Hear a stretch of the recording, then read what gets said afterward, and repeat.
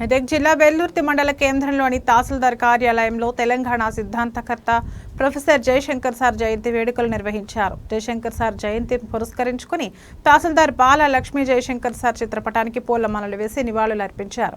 తెలంగాణ రాష్ట్ర సాధన కోసం అలుపెరగని పోరాటం చేసిన జయశంకర్ సార్ సేవలు మరువలేనివన్నారు.